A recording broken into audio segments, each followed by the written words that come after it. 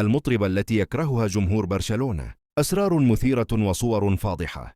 من هي المطربة التي يكرهها جمهور برشلونة؟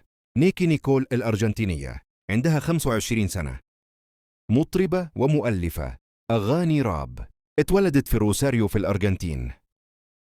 صديقة الموهبة لامين يامال.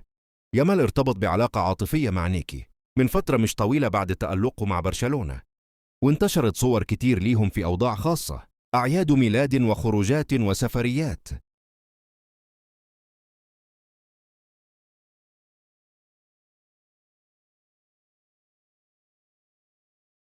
ده خوف جمهور برشلونة قبل الكلاسيكو، خاصة إن إصابته كتير، ولما بيلعب مش بيقدم نص مستواه المعروف عنه.